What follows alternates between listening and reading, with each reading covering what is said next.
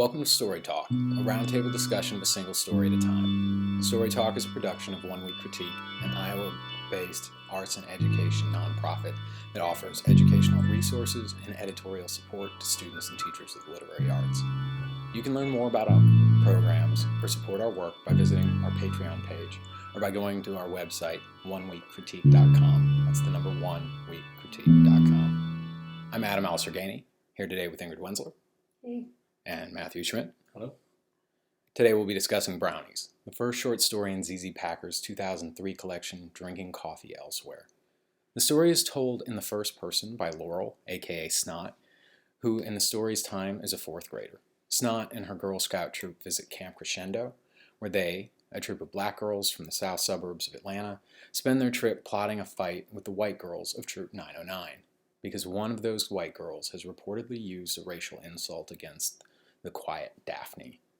This story is incredibly rich in detail, but also precise. We get narratives about places, people, events, but there is fairly little in scene merit badge getting and the like.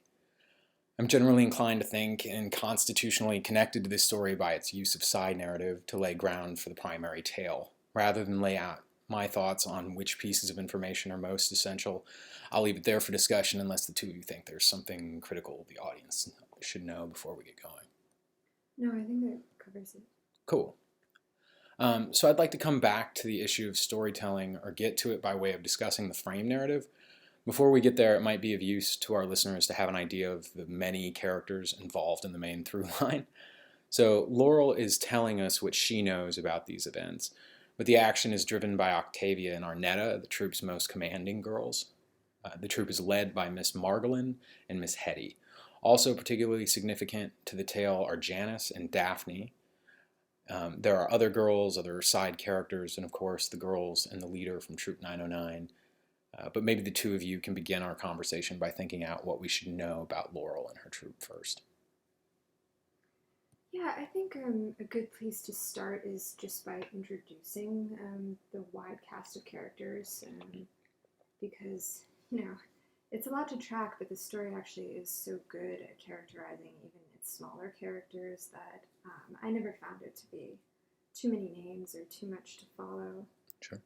So I think of Arnetta as the instigator and the most boisterous of the characters, the group's leader. She's often introducing games, introducing elaborate acts of revenge,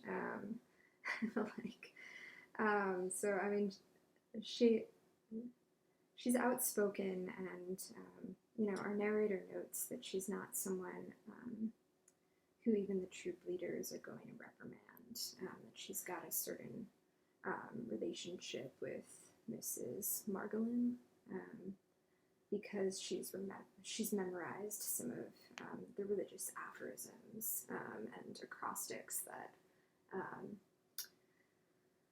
Mrs. Margolin likes to use to teach the girls about religion. Let's see. And then in terms of Octavia, she's sort of, to my mind, second to Arnetta. Also a girl who's respected among the troop members and who others are sort of looking to. Octavia's mother is a troop leader, so she gets her power in that way, but she also has very long hair, and she's the only girl with long hair, and that's something that people respect about her. Daphne is a really interesting character and central to the story. She's quieter, and not an instigator like Arnetta, but someone who's described as having a voice that's petite and tinkly, the voice one might expect from a shiny new earring. I think a lot of how Packer expertly starts to manage this cast is with contrasts and with characteristics that sort of define these girls and rise up to the surface. So one thing that's notable about Daphne compared with the other girls in her troop is she's not wearing chic jeans like the others. She wears faded jumpers and dresses. let's see, who else do we have? Mrs. Margolin is a troop leader, and she's described as looking like a mother duck. And she does kind of sound like she loves that part. I love Packer's way of describing these characters.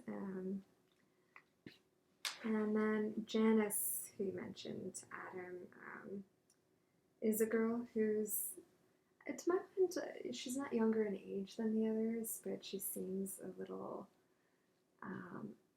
less harshly socialized. She's described as unflappable, unhurt, even when the other girls are clearly ignoring her, being a little snide with her. Her movements are a little more boisterous. She's described as fluttering around, and she's described as having a country accent, which the other girls aren't described as having. And then, of course, we have our narrator, Laurel, and she clearly admires Daphne for her poetry. She also, I think identifies with Daphne as a quieter girl. She notes at one point that she doesn't think their friendship is meant to be because they're both quiet and perhaps kind of better off being quiet on their own. But our narrator is important in that she is an observer, and she, I think, is very much throughout the story trying to reconcile what's happened as it's happening and be I guess fair-minded toward the others, but she's a good observer narrator who's reporting on these other girls without sticking herself too much in the story, I think. Those are some of my brief thoughts on the cast. I think you nailed a lot of stuff there. I'm going to add that Laurel is called Snot because a few grades ago she sneezed in class and 2 snot strings flew from her nose and lands on this other girl.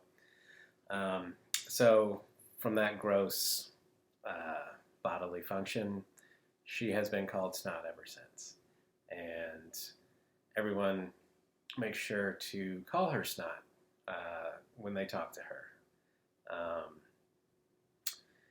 She does, I think, really want friendship, or at least people that think more critically, I would say, before acting, or people trying to figure out the world in a way that she is. She's described as reading encyclopedias over comic books, whereas a lot of the other characters are seemingly into more frivolous activities. Again, though, these are 8 or 9-year-olds, so that's not an unworthy thing to be doing at this age. Yeah. And I think, Ingrid, when you pointed out that Laurel, or Snot, wishes she was friends with Daphne, I think she feels that kinship with Daphne in a very important way. And I think that's one of the saddest lines in the story about maybe it's better for quiet people to be quiet alone. Yeah. It's a horrible, horrible thought. But there it is. I think to touch briefly on Troop 909, these are white girls with a white leader. The white leader is said to have a haircut like a page boy or like some sort of Egyptian, is Snot's description of their leader, who seemingly is very comfortable in her role and easily watches her girls and lets them kind of do their thing as long as they stay within sight of her. Um, so she's kind of portrayed as like a very upstanding troop leader. And to go back to the kind of drivers of the story, Arnetta and Octavia. Arnetta is really good at and likes to tell stories. And by stories, often those stories are made up, though sometimes they're also real.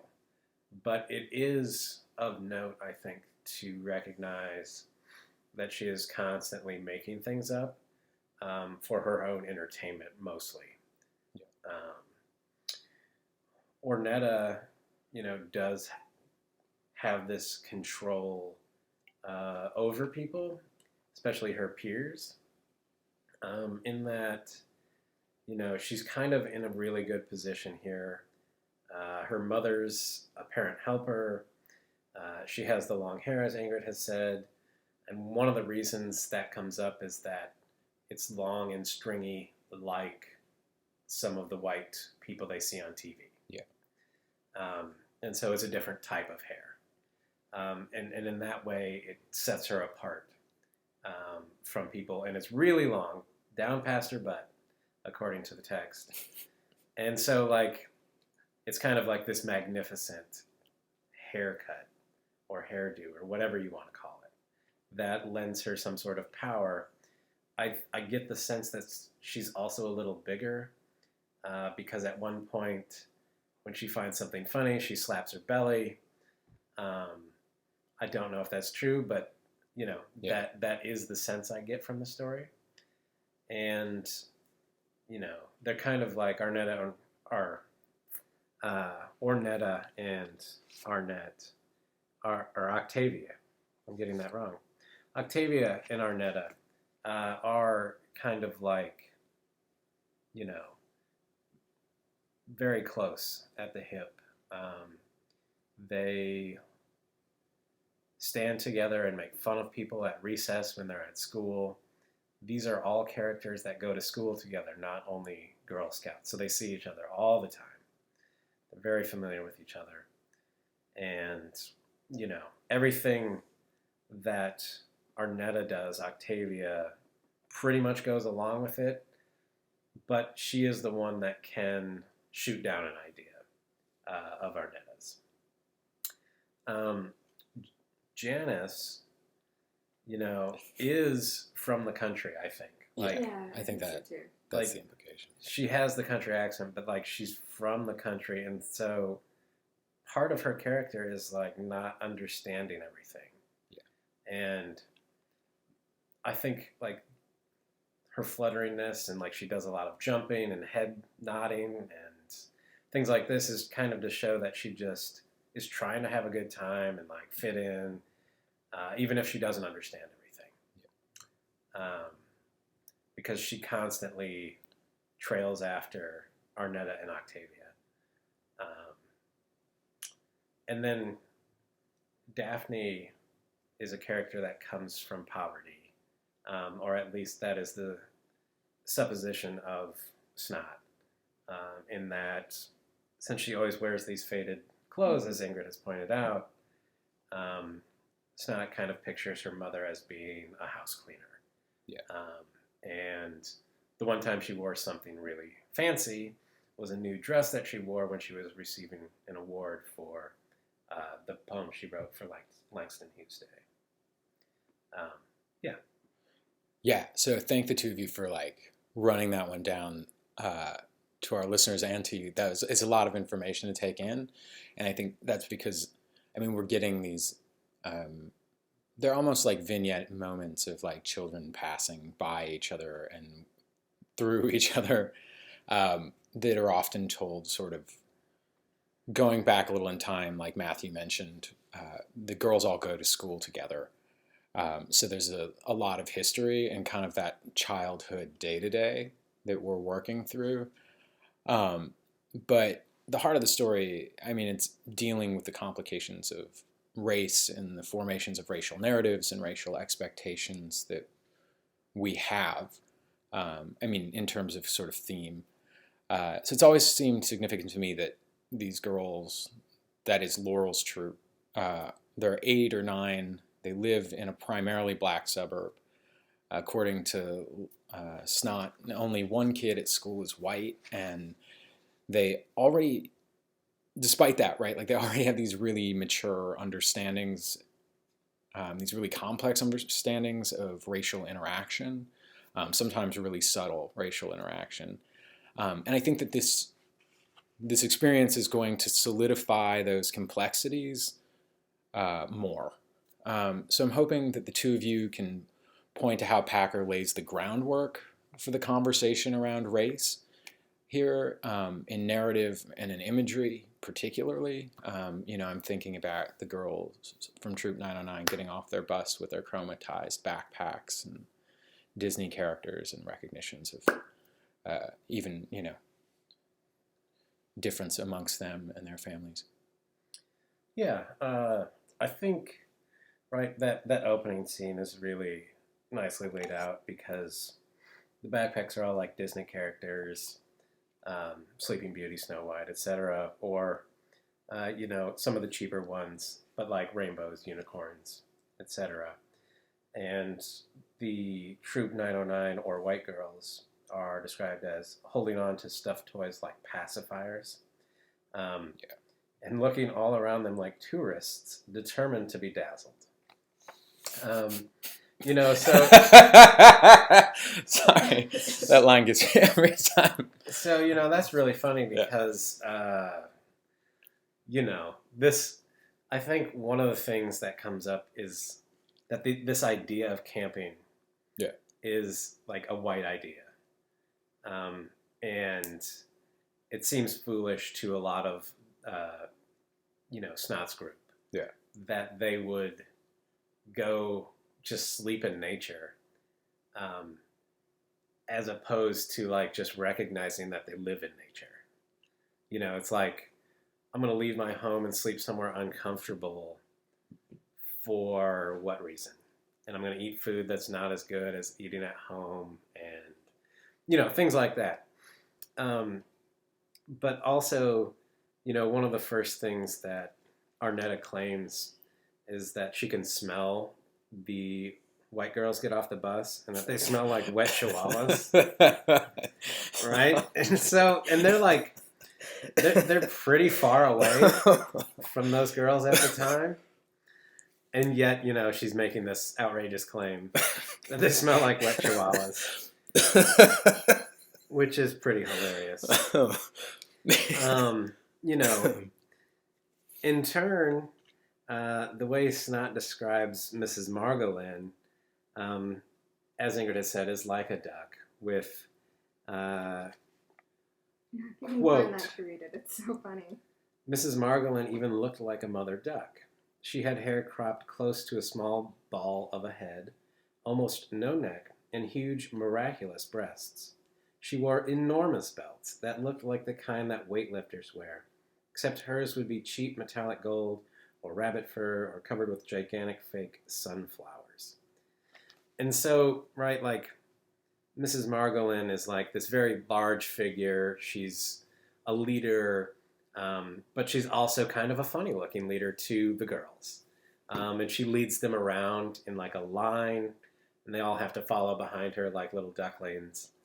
And she's wearing these kind of, outrageous belts that she uses as nature lessons to the girls, which is an interesting detail, I think. And then, throughout the story, I think Packer does a really fine job of using an adjective, in a place to really say something about characters. One thing she says about Arnetta is, quote, her tone had an upholstered confidence that was somehow both regal and vulgar at once. Right? So, like, upholstery being, putting fabric on furniture, for example. Right? So Arnetta's, like, using this to build up her voice and her character and her person. And like that is a really great description of her, because sometimes her stories have like more upholstery than others, right? Some of the stories are more far-fetched or not, depending on how she's feeling. And it gives her a confidence, or a shield, kind of like it shields your furniture, to say these things and like feel like she's right. And so I think those things are all really really great descriptions that Packer does. I also love that at one point the girls are really enamored with the word Caucasian and start calling the young girls that get off the bus Caucasian Chihuahuas. And everyone's laughing and having a good time. And Mrs. Hetty, the Octavia's mother, robotically reprimands them in a way that she's like, stop it now, be good. But like in a voice that was lazy and bereft of any feeling or indication that she meant to be obeyed, right?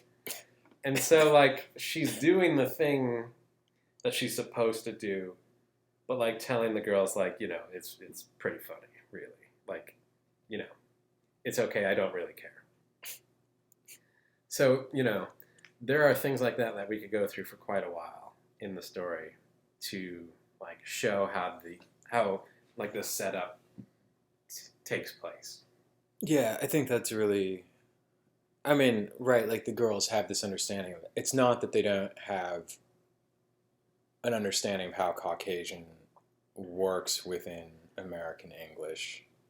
It's that like they've turned it into a kind of like generalized weird term where like it's just whatever happens that sucks is Caucasian, right? Like I love that moment where Dennis, the one white kid at school, like watches a kid like unsuccessfully, like, well, I guess successfully as you can be, sticks a pencil into a light socket and gets zapped. And like, right, like that kid, the one white kid, calls that so Caucasian. I think there's that oddity of both having a very high awareness of like what's going on there, but also like no awareness of what's going on there. Yeah, I think when I think about this sort of like lenses through which we could be reading this story, race is certainly a big one, and I like it that you are thinking about like how Packer sort of like prepares us throughout the story and kind of like keeps race on our mind in different ways. The story's opening line, I didn't pay much attention to on first read, I have to admit, but I think it's actually a really smart way to set things up. It's, by our second day at Camp Crescendo, the girls in my Brownie troop had decided to kick the asses of each and every girl in Brownie Troop 909. Now, what's crucial is we don't know why, and then we get the description of Troop 909 that Matthew's pointed us to, and I think it's very clear that Troop 909 is white immediately. It's a white troop, and so we're thinking about that. And then we come to this big game with Caucasian and different trisyllabic words is their thing. That's actually where Chihuahua comes from for them too. They're playing with these big words, but they clearly do know what they mean. And Caucasian is always used very playfully, but always pejoratively as well. Yeah. I mean, not in a like, this is awful sort of way, but in a like, just like Adam said, you stick a pencil in a socket, that's too Caucasian, or you jump off a swing at the highest point and you fall and it's Caucasian. Yeah. So that's going on. I think another crucial thing to mention with regard to race is that these girls are from the south suburbs of Atlanta, as Adam mentioned, introducing things. And they don't see many white people. They don't go to school with many white people. So we get this wonderful. I love how Packer, you mentioned this in one of your later questions, Adam, but sometimes she brings something up that seems to be, a wonderful, lush image, but one that will get dropped. But then she'll just pick it back up in this beautiful, unexpected way. So one of those instances is one of Mrs. Margolin's belts is made from baby pigeon feathers. And you're like, okay, interesting detail, but are we coming back to that? Probably not. But it does come back that the narrator, tries to pursue baby pigeons because she never sees them when she's downtown. And we get it again. And the line is that whites were like those baby pigeons, real and existing, but rarely seen and thought about. And then there are examples of, the narrator going to Rich's, which is a shopping store, and mothers cuckooing over dresses. That I went right over on first read, and then on second read I'm like, oh, they're making sounds like pigeons too, I love this. And then, as part of the same line, white businessmen are described as being by the downtown library and sort of swishing by importantly, checking their wristwatch as if they're, about to change from Clark Kent to Superman. And I mean, even the verb there, I like it that it's not pointedly like a bird verb, but the swishing motion is a little bird-like, and I think Packer is that careful throughout and kind of picking up images and sounds and things that you think are dropped, but there are all these wonderful mirrors and echoes and foils, more than I'll list. Yeah. I can list. Yeah. I think that's, Yeah. So, I mean, I think the big thing there is, right, like, that it's present, and also that, right, I mean, ZZ Packer has this incredible capacity to, do all of this, phenomenal subtle work that Matthew's pointing to. But in this case, it's in service of dealing with the reason that Laurel's troupe has decided to kick the asses of each and every one of the girls in Troop 909, which is because one of them has supposedly dropped a racial expletive at Daphne in particular, right? Who, as a quiet girl, is also, unlike Snot, who is, only referred to as Snot, except by Daphne,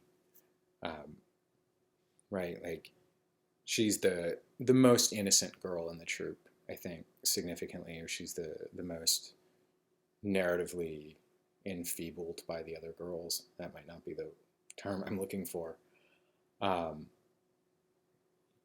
But the girls from Laurel's troupe do eventually get the chance to confront the Troop 909 girls in a sort of combination verbal announcement of, you've wronged me, / guerrilla attack. So they're going to attack Troop 909 in the bathroom because that's where they can get away with it. They understand that the troop leaders won't be there. And the confrontation goes wrong when Laurel's troupe realizes that the Troop 909 girls are, I'm going to use the term that the Troop 909 leader uses, special needs. So I want to get into this because a lot of the story is built around this reveal that the Troop 909 girls are their special needs troop. But the reveal also, I think, to Packer's subtlety isn't just a gotcha, right? There are a lot of questions left about the insult that got said, about who said what, about what the intent was when they said what they said, if they said what they said. And for me, significantly, how the racial dynamic of the confrontation leads Laurel's troupe to being punished while the Troop 909 girls are really sort of alleviated of any guilt or responsibility at all.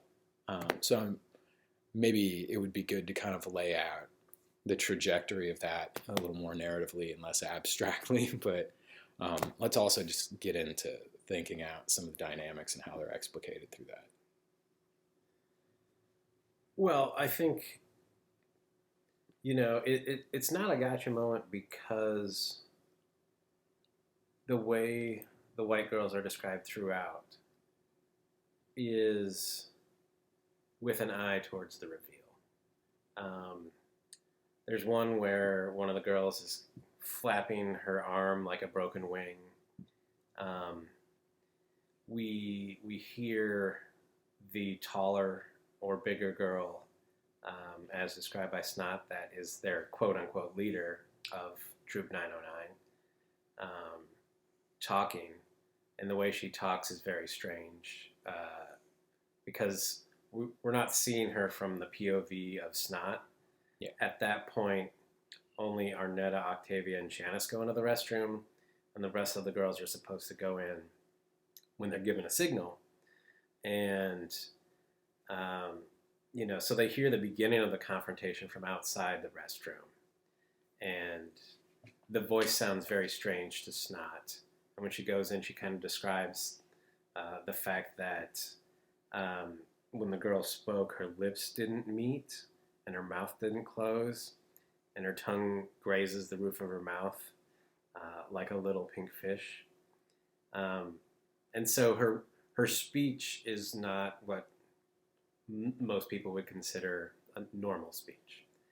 And so there's little kind of breadcrumbs like that throughout the story to show that, Snot or Packer is not hiding the fact that these girls are, as the story says, special needs girls.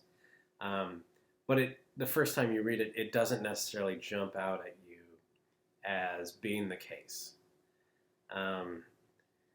We also never are given a scene where one of the Troop 909 girls actually calls Daphne anything. Right. So we don't know for certain what was said, if anything was said. And so we're coming into that blind as well before the confrontation. When the confrontation actually happens, there's basically 6 white girls, 5 little ones huddled around this like taller, bigger white girl who is their spokesperson. And Octavia realizes immediately that, these girls are special needs girls because she whispers, quote, "I think they're retarded." And, the large white girl yells back at Octavia, "We are not retarded," right? Arnetta then says she thinks they're just pretending. And then she says, "I know they are," right? So she continues to kind of like poke at the bear, so to speak.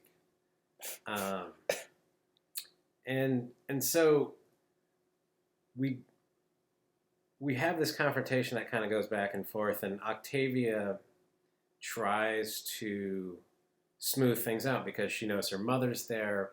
She knows they're going to get in trouble. She tries to suggest that it was nice meeting Troop 909, that they're going to be on their way, and that there's no need to talk about what has taken place in the restroom. Of course, that doesn't happen because the larger white girl eventually tattles. And so then we get this very strange conversation between the page boy troop leader of 909 and Mrs. Margolin, which is strange to me only in that I don't know where Mrs. Hetty is at the time. Yeah. And I bring that up only because Mrs. Margolin has gone to bed at this point, which has allowed Snot's troop to kind of escape unescorted to the restroom. And Mrs. Margolin arrives with Daphne, who was with Mrs. Hetty before. And so, like, that is one question I kind of have about the story. Yeah. But I'm going to kind of leave that. Anyway, the troop leader of 909 kind of explains away any possible wrongdoing on the part of Troop 909. On the other hand, Mrs. Margolin is pissed, and she's like, they're going to apologize, they're going to be punished, right? She takes this tact of, you know, things will be done right. Whereas the page boy haircut lady is very, like, in her element. She's saying, like, you know, while there could have been something said, it wasn't said intentionally. And she, you know, proves her point by saying, you know, some of the girls are echolalic, right? They hear something and then they parrot it, they repeat it. So even if they had repeated something, and even if they had come from a home that is, quote, not progressive, they didn't mean anything by it. Her claim being, like, they don't understand what it means. And when Arnetta tries to, like, pick out the person who did the slur, the page boy lady says, well, that's impossible because that girl doesn't speak. She can, but she doesn't. Which is, you know, pretty odd in itself. Like, if she can speak, how do you know?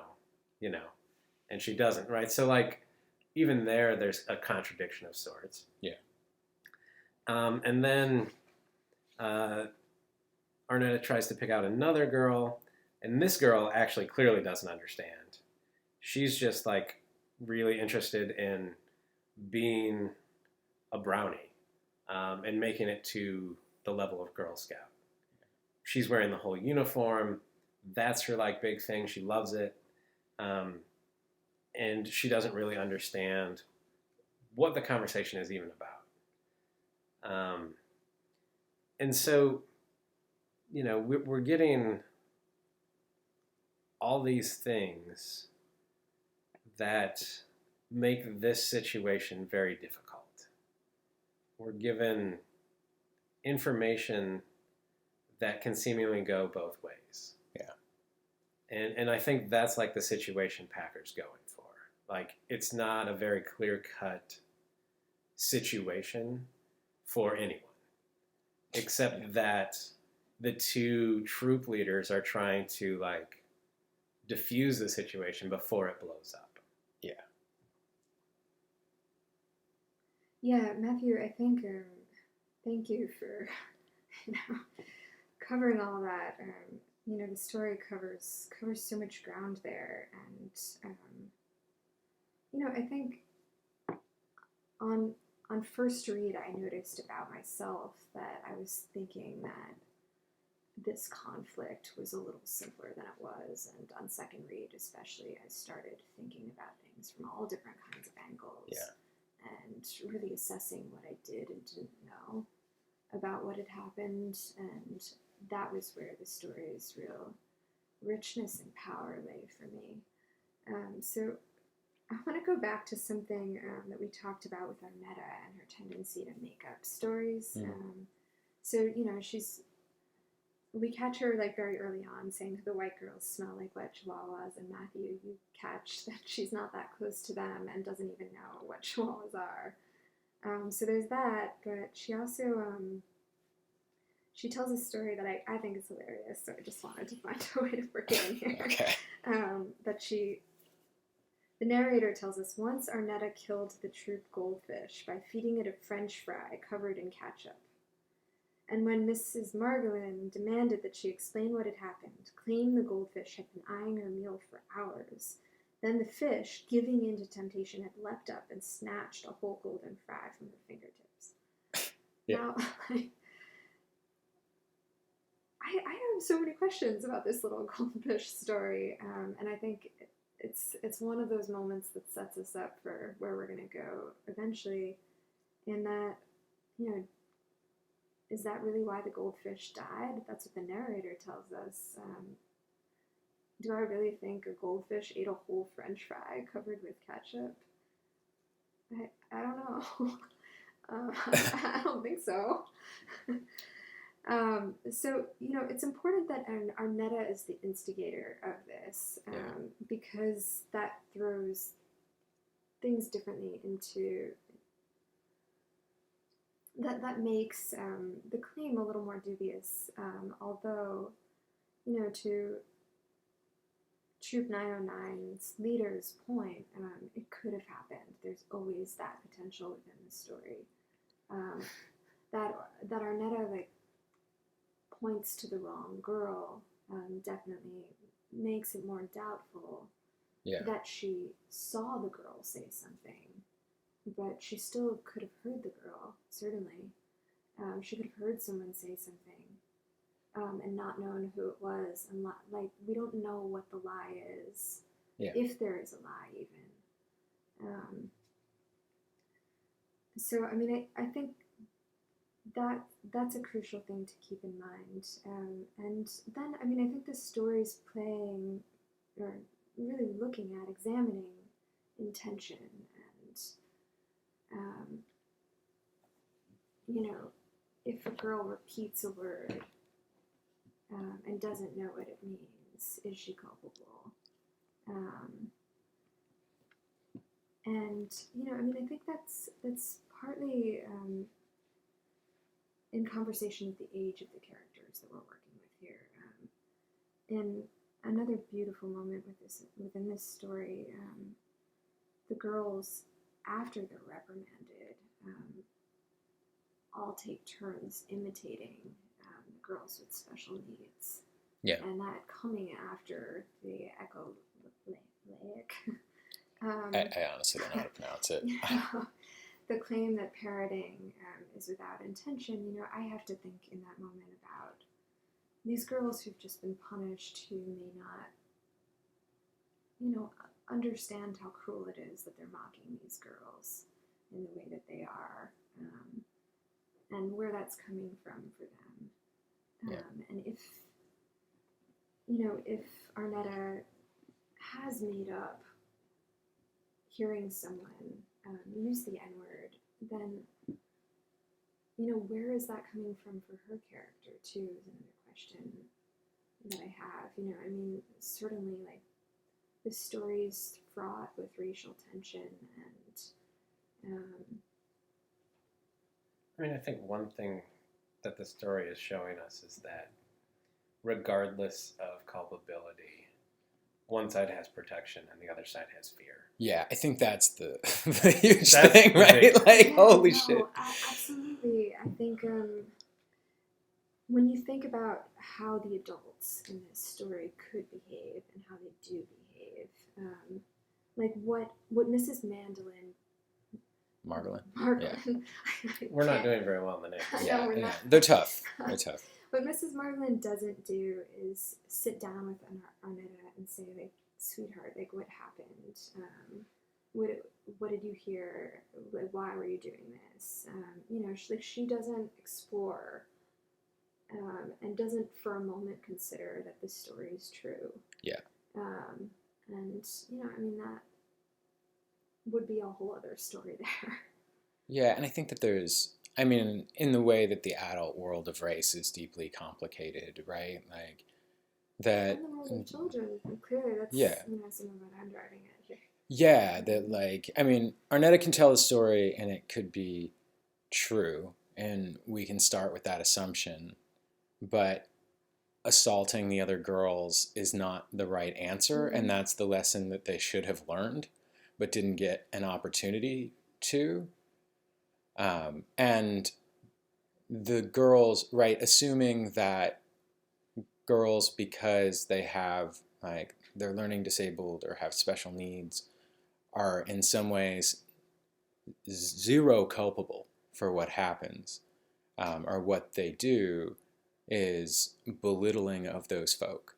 And I think that and those girls should have to learn lessons when they cross lines, and we didn't, perhaps they do, because we're seeing the story from the perspective of, right, like Snot. We don't actually like get insight into what happens back at the Troop 09 or 909 like camp, but all of those girls learn a situation where like a white woman gets to go.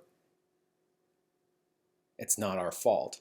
And even if that gets dealt with privately, the white troop gets that privilege, whereas the black troop gets fucking dressed down for, incidentally, right, the attack never happens. All they do is confront the white girls and make them uncomfortable with the possibility.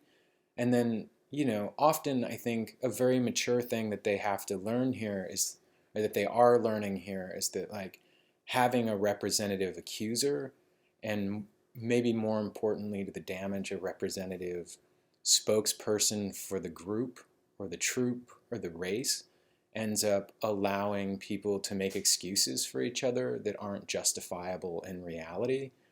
The big girl who speaks for Troop 909 doesn't necessarily have any insight. At no time is she the person who gets accused of like dropping a slur, right?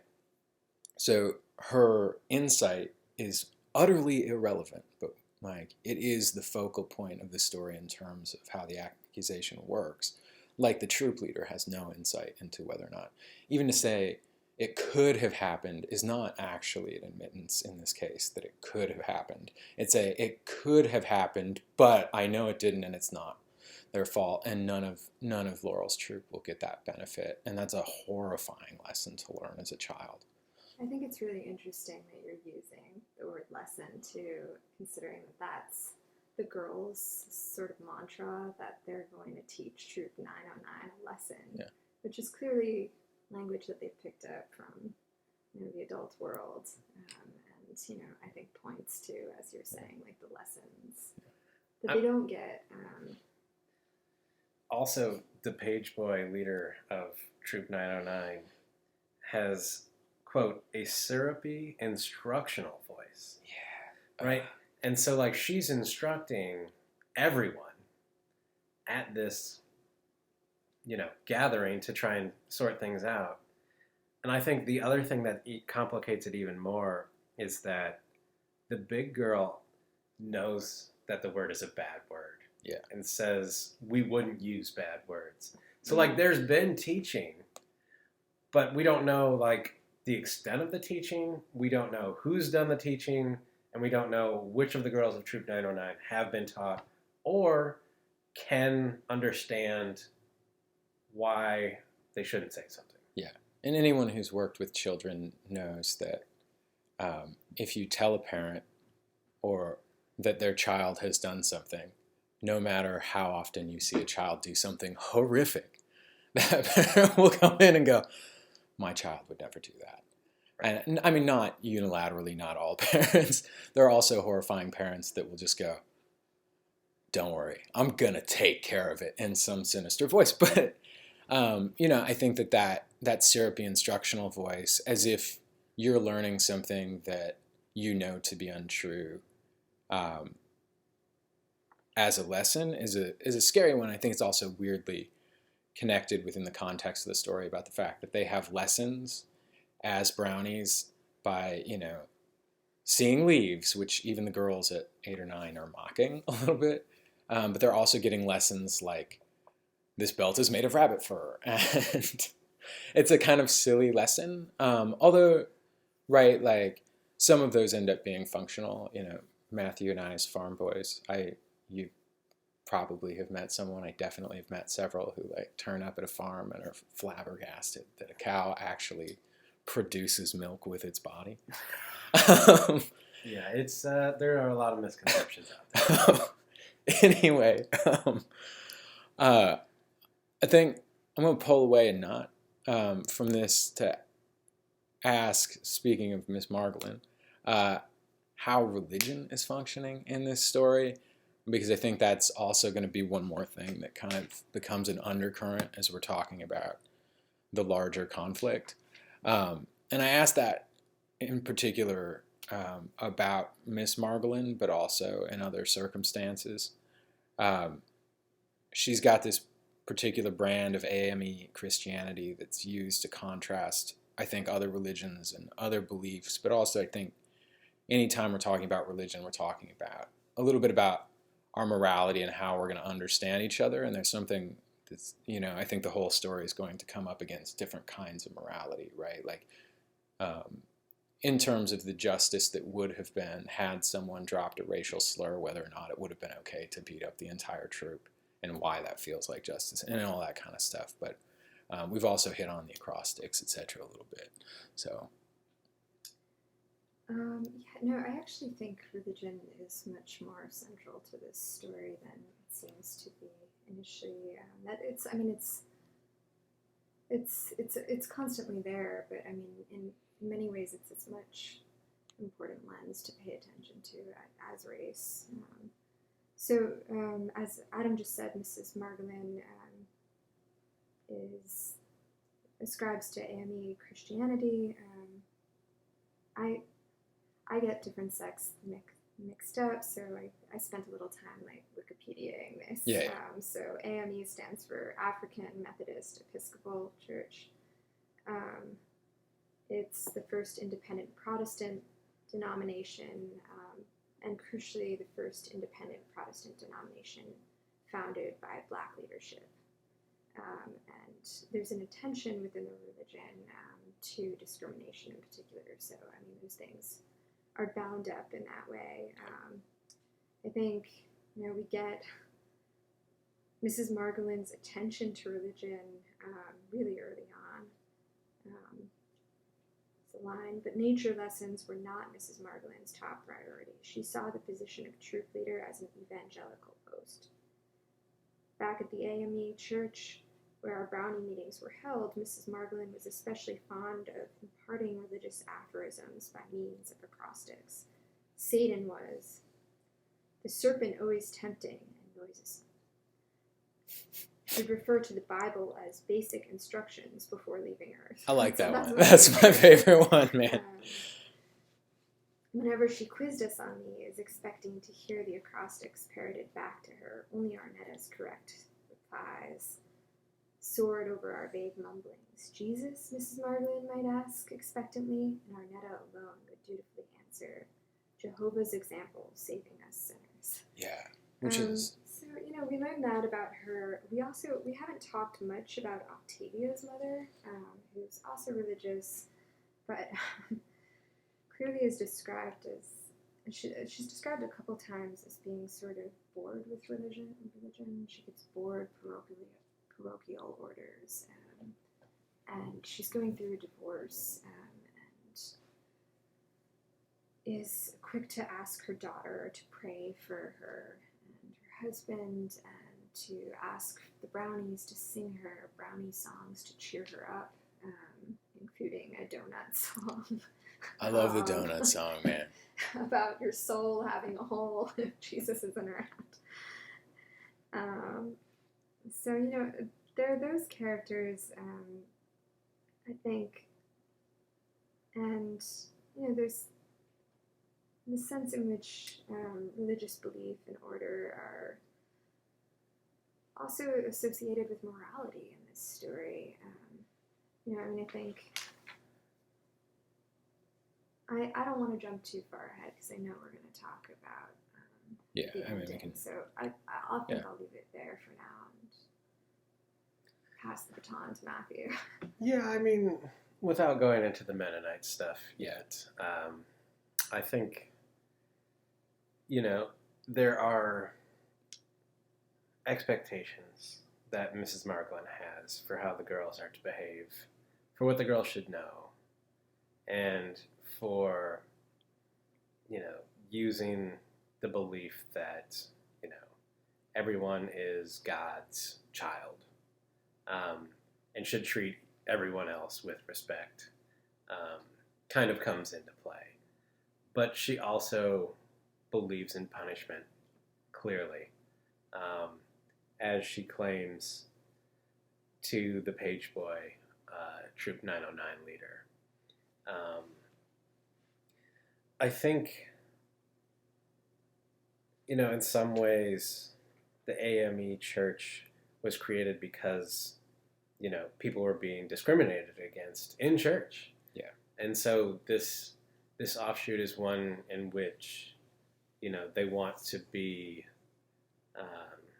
open to everyone. Everyone's welcome, and no discrimination is allowed in the religion, especially in the church setting. And I think one way religion is being used within the story is that white people already have their own protection. And in a certain way, this belief is a type of protection against all the bad things that are happening, specifically to them because they're black. Yeah. Right? So it's like, it's trying to use it to help them be stronger against all of the white oppression that they're facing. And, it's also, dare I say, convenient to, look at the world in a way that this type of teaching and belief allows you to turn the other cheek, so to speak. In a way that, if we bring up these girls in Snot's troop to be kind, compassionate, and, realize that they can't change everything, even though things should be changed, they will be more successful and protected in the world because it's a white world that they're living in America. And, so we have what Ingrid's talked about with the acrostics already. One of the punishments, like the first punishment that Snot's group has to do is they have to build churches out of popsicle sticks the next day. And the thing about a church is it's just a structure, but it's using that symbol as something more to be like, look, you have to be sturdy. You have to be, a place that people can go and be welcomed, even if they don't understand what they do is harming you. Because you're going to have that your entire life. You already know about it because as we've laid out with the school system already and other parts of Atlanta, right? There are white people there. They're just not in the everyday part of life for these girls at this time because they're kind of relegated to this suburb in South Atlanta. Yeah. And when they go out of it, that's when they see more white people. And so, it's kind of like a structure or a shell that they're trying to teach these girls how to use and wear and how they can find a way through religion to have a good life. And I'm going to stop there because I don't want to bring in my own, Yeah, thoughts on actually, it. something I meant to mention that is really crucial, I didn't, is Arnetta says about, about one of the, about overhearing someone from Troop 909 using that racial epithet that they can't go to Mrs. Margolin because she'll say things like, do unto others as you want unto you, or she'll mention the path of righteousness. Arnetta kind of glosses over, those ideas of religious kindness. So, I think the thing that sentiment of Arnetta's so neatly ties together what we're trying to say about religion here, that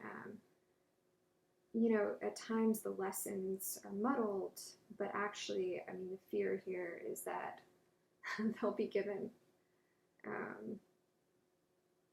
moral instruction, but moral instruction that won't take into account that there's been some wrongdoing or a line crossed, assuming that one has been. Yeah, I think that Matthew, you hit on the right biblical quote when you leaned up against like they know not what they do, which is heightened because of a certain like way in which like the like individual like mental capacities of the Troop 909 like girls are collectivized for the protection of the white Troop 909 girls. And I think also, I mean, there's something beautiful about the empathy of Christ in that moment, and there's something horrifying about Christ as an example wherein what you have to sustain is, flagellation and crucifixion, and presumably the pain and agony of the sins of the entirety of humanity. That's pretty rough as a coach. But I think also, right, like the sad irony that, like, in some ways, right, Arnetta, who can quote all the acrostics that they learn, can also, right, like by turning the goldfish into a moralist tale, even if no one believes her story, because the story has the right moral, it's worthy of belief. And I think if a story is worthy of belief, for example, that none of these girls could possibly have culpability for, whether or not they've like said something about Daphne, that none of them is responsible for that somehow, it's a convenient belief that leads to the kinds of oppression these girls are going to have to face down and are trying to like interact with, even as they're learning that like the subtle differences between like people with Down syndrome and white people in general. Arnetta's smart too. Yeah. Like, there's no doubt about that. She learns the acrostics. Yeah. So that Mrs. Margolin will not pay attention to what she's doing because she knows everything by rote. Yeah. Like, that is her own protection so that she can do her own thing without suspicion. Yeah. Which is a very smart thing for a child to do. Oh, it was way smart for an 8 or 9-year-old. It's horrifying. Yeah. You look like you have a thought, Ingrid. You're just being horrified by children. I'm just horrified by children. All right. Well, speaking of maybe the least horrifying, but another very smart child in the story, I'd like to explore Daphne in her poem. I'm going to call it My Father the Veteran poem. How it works in the story and how it works on Laurel, aka Snot. Why has Daphne written this poem? In what context? Matthew briefly alluded earlier to that. And how does it unfold for Laurel in her own life? So what does she realize out of the events surrounding the poem that lead us here? Well, I mean, I think, as I said earlier, she wrote this for Langston Hughes Day poetry contest that they had in the school. And I think Snot Laurel is really enamored that Daphne could come up with a line like, "You are my father, the veteran." The whole poem, I mean, we don't get the whole poem. We're provided with like the end of the poem, which is, "You are my father, the veteran. When you cry in the dark, it rains and rains and rains in my heart." Right, and so one thing that Snot says is that Daphne's poem won in some ways because it had a lot of, quote, teacher-winning ingredients. Trees, oceans, sunsets, moons.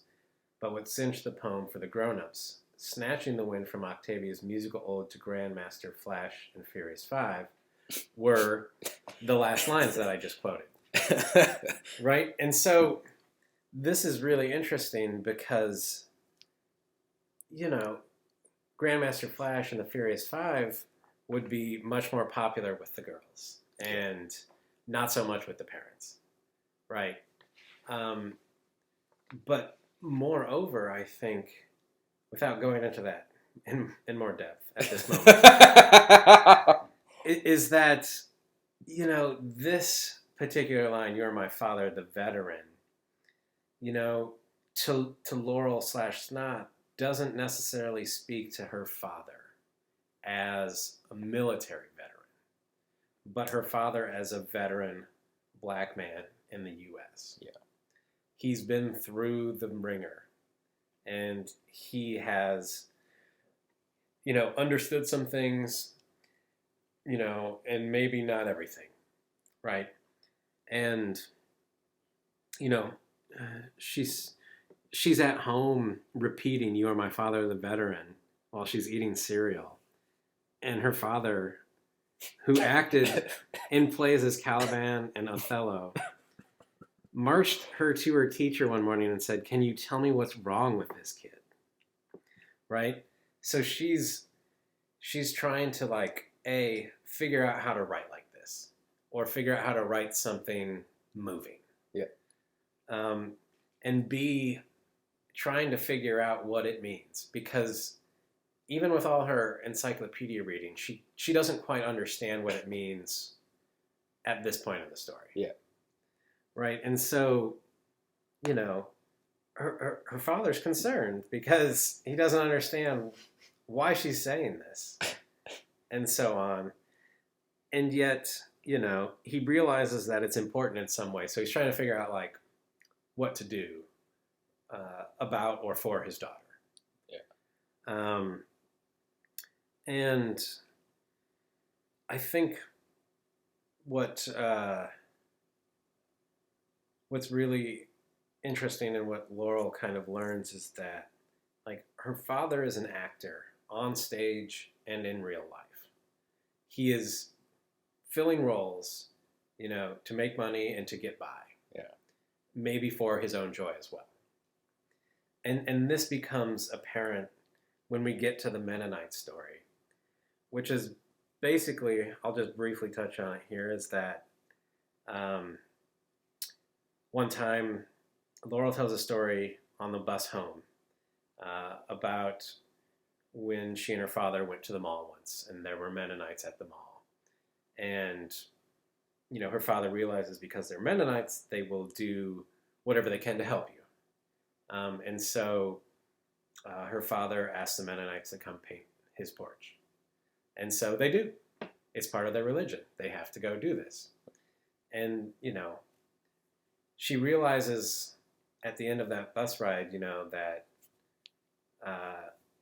her father asked them to do this because it's the only time he would see a white man kneeling to him, basically. Yeah. And this brings up, some very dark feelings for her, because she realizes that there is meanness in the world that she can't do anything about.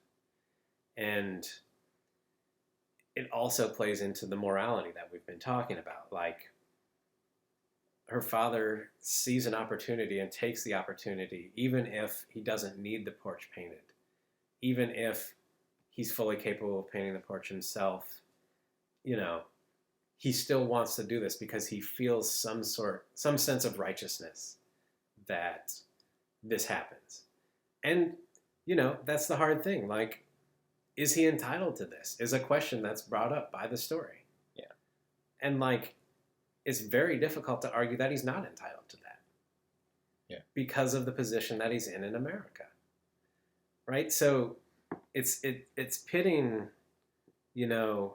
ideas of morality, ideas of religion, ideas of writing and storytelling up against each other to show how difficult it is to make your way through the world, to understand the world, to know what the right thing to do is, and whether that right thing is, why that right thing is done, if it's a right thing. All of these questions bubble up because of that. And, Snot's trying to learn these things. She's reading encyclopedias. She's very interested in writing. And, Daphne's given a prize journal at the reception where she's celebrated for winning this poem contest. And on that bus ride home, Daphne gives her the journal because Daphne somehow intuits that she needs the journal, that she needs to write, and that it's the right thing to do, that Daphne's not going to use the journal the way Laurel would use the journal. Yeah. And that it means something more to Laurel than it does to Daphne. And Daphne is also being nice and doing what she thinks is a useful thing. And of course, the journal, which she's had for we don't know how long, but some amount of time, has nothing in it. Yeah, I should have looked up when Langston Hughes Day is. I don't have an idea on the top of my head. Yeah, I think thinking about religion in this story and how it functions, I want to come back to the Mennonite stuff, but thinking just about Daphne and the kind of character that she is and how this poem, how and why this poem becomes so important to Laurel. I spent some time thinking about the poem. I like it that the line she latches onto, of those last lines, is in particular, "You are my father, the veteran." That's the one that she's sort of repeating to herself over her Fruit Loops, although we do get a little more of the poem, as Matthew quoted. "When you cry in the dark, it rains and rains and rains in my heart." So thinking about this, and why is it that it's the first line that she latches onto? I think it's the best line in the little bit that we get in terms of how it lays, "You are my father, the veteran."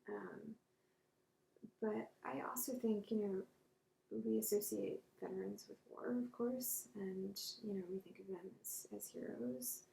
The next line being, like, "When you cry in the dark," though, isn't a usual notion of a hero. It lets in some of the sadness and confusion that veterans might feel. And the narrator, it seems like some of what draws Laurel to this poem is that it moves her and she doesn't know why. Yeah. As Matthew's already said, she's spending time with encyclopedias, but she can't parse this one. And she has a father who's acting and attuned to these great speeches, but it's "You are my father, the veteran," that she's after, and she's repeatedly referred to in this story as not being a fighter. They think she's going to be the one to tell on them for going along with this ambush, and like I said, she's crucially one of the only characters in this story who's like asking questions about what happened. What she says is not like, "Oh, we shouldn't do it, guys. We might get in trouble." What she says is, "Hey, maybe you didn't hear them right." Like she wants to introduce a question around this insult. But she's also, we get to see Daphne, this poet, this child's poet, through the narrator's eyes, and the narrator clearly, through Laurel's eyes, I keep saying the narrator as if we don't know her name. And Laurel clearly admires her. I think one thing that's interesting about perspective is Laurel's a kind of like seeing and all-encompassing enough narrator that we do get to see that other girls are more drawn to Octavia, say. And for Laurel, what draws her to Daphne is that she's quiet, is that she's this poet. But I think Daphne's character has other things going on. One of my favorite moments in the story is the scene where the girls all go to the bathroom ahead of time to sort of check out where they're going to confront Troop 909 to, have a secret meeting in their plan. And Daphne ends up picking up a bunch of the garbage in the bathroom because it's not as they found it, with a paper towel that's folded like a map. And the paragraph we get describing her is this. We looked back at the bending girl, the thin of her back hunched like the back of a custodian sweeping a stage, caught in limelight. Stray strands of her hair were lit near transparent, thin fiber optic threads. She did not nod yes to the question, nor did she shake her head no. She abided, bent. Then she began again, picking up leaves, wads of paper, the cotton fluff innards, from a torn stuffed toy. She did it so methodically, so exquisitely, so humbly. She must have been trained. I thought of those dresses she wore, faded and old, yet so pressed and clean. I then saw the poverty in them. I then could imagine her mother cleaning the houses of others, returning home weary. So, I mean, I think through the narrator's eyes, crucially, Daphne is portrayed as someone who, I mean, even though she never latches onto a particular religion, is a kind of like saint-like religious character in this book doing religious works. There's something about that cleanup that is beyond her age, and an act of goodness and an act of care for the space, and one that the narrator, is ascribing adverbs like methodically, exquisitely, humbly. There's a little bit of reverence there, and I think it's one of those moments that, of course, primes us for what's going to come in the ending. Yeah, I think Daphne is a really, she's a compelling character in that way. She also is a character who doesn't have a lot to say about what's said about her, and that's... Although, crucially, she does nod yes. Yeah. That something has been said about her, and that's one of the great mysteries of this story for me, whether she was peer pressured into nodding yes, or not. Is just nervously nodding, or someone just said something, and that's like, a possibility at the center of the story that's really painful, right? I'm happy that we talked about that a little bit, and I'm happy that Matthew sort of worked our way toward the final story, because Laurel tells a lot of stories throughout. In fact, I know that Laurel's Laurel because Daphne calls Laurel Laurel at the end rather than Snot. And I've been mostly using Laurel because we're getting a somewhat older girl. How much somewhat is, I couldn't tell you, but someone who's organized this story for us. And also who's chosen such significant details. The fact, as Matthew points out, that the acting that Laurel's father does is, he's a Shakespearean actor, so the two roles he gets as a black man in the 80s happen to be Caliban and Othello. That's the role he's going to have. And I think that says something about that particular time, right?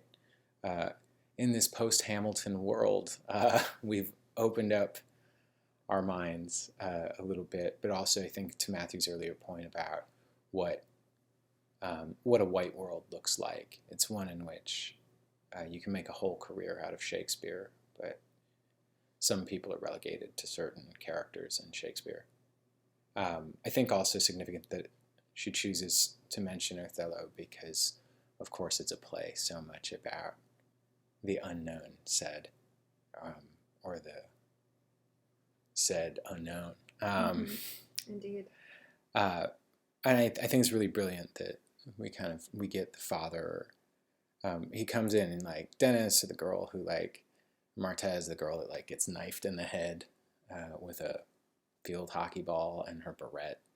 But he takes on this big place at the end of the story and is someone who in some ways I feel like is the occasion of the story, and we learn that through the fact that we end on this story that also could be Laurel making a story up entirely. We don't quite get the evidence that that it is real or not. And I was trying to pursue this, whether or not this is a myth about the Mennonites, and I don't have a good answer. But I'm hoping that we can explore this a little bit more, particularly about why end here? What is the Mennonite story bringing to bear for Laurel? Well, I think, she's looked up to her father her whole life, presumably, from what we can tell from the story. But, she realizes even he is not infallible. And like the girl that was paralyzed in the field hockey accident, no matter how prepared you are for the world, you're not. You're subject to the whims of the world, meaning like the whims of gravity, meaning the whims of society, the whims of power. And, you can be as prepared as you want, but anything can happen. And it can be done for the right reasons or the wrong reasons. It doesn't matter. Like, while morality is an important part of like people not just eating each other, it doesn't stay static. Morality changes, as has been evident forever. Yeah. And so, what you think you're doing right now, you might not be right in 50 years. And so, I think what she sees is that the world is not, a place you can understand. Even if you read all the books and write all the stories and tell all the stories, like, they can only help get you closer to feeling like you're okay in the world. They can't stand in for what is the truth of the world, because no one can know the truth of the world. Shit, yeah. Yeah, I want to read a little from the ending because it's so well done. So, he said I began, only then understanding the words as they uncoiled from my mouth. It was the only time he'd have a white man on his knees doing something for a black man for free. I now understood what he meant and why he did it, though I didn't like it. When you've been made to feel bad for so long, you jump at the chance to do it to others. I remembered the Mennonites bending the way Daphne had bent when she was cleaning the restroom. I remembered the dark blue of their bonnets, the black of their shoes. They painted the porch as though scrubbing a floor. I was already trembling before Daphne asked quietly, did he thank them? I looked out the window. I could not tell which were the thoughts and which were the trees. No, I said. And suddenly I knew there was something mean in the world that I could not stop. Arnetta laughed. If I asked them to take off their long skirts and bonnets and put on some jeans, would they do it? And Daphne's voice, quiet, steady. Maybe they would, just to be nice. I think, for me, the ending pointedly connects that Daphne moment that I was talking about earlier. And, interestingly, the metaphor around Daphne in that moment is a custodian sweeping up the stage. So the father and Daphne are linked up in those ways. But I think, the story is really kind of worrying about intention and retribution, specifically, with regard to religion as well, but, also just with regard to bad behavior socially. And I've been listening a bunch. I threaded that in with this. I told them I've been listening to a podcast on Erasmus and I was going to work it in, and here I am. Glad we made it. Yeah. So in the early 1500s, Erasmus and Luther, who had been sort of buddies, or at least seeing eye to eye in some ways, kind of split off from each other. And Luther had a negative attitude or view of human nature. And Erasmus didn't as much. That was his point. That was the sticking point for him. And a lot of what he thought about was he wanted to make a case for some free will being in the mix and not just grace. Grace, in this instance, being acts of God to guide toward virtuous behavior. And I think thinking about retribution and intention and the Protestant sects that some of these women are involved with, and just who's accountable for what and what's crossing the line and what isn't. That the story about the father really complicates the story that we get about the girls. We already don't have enough information to decide on what to think or do about the girls, other than to say, like, the adults really aren't asking the questions that they should be. They aren't trying to get to the bottom of this and guide and support these children. But with regard to retribution, I think the thing that feels so poignant about the father is, he is coming from a tradition where, racially he's been wronged, but God, isn't it clever of Packer to come up with this example where people would be working for free, almost like slaves, where the wrong is reversed in this instance. And to have this young narrator thinking about this in terms of meanness in the world, and a character like Daphne thinking so beautifully and seeing of these people not as victims, but as also these kind of religious figures who are bringing to the world what we want to see in it. Yeah. I don't know that I have anything better to add. So on that note, try and remember that vengeance is the Lord's, and whether or not you have Jesus in your life, may it be a filled bear claw and not a donut. Thanks for hanging out, friends.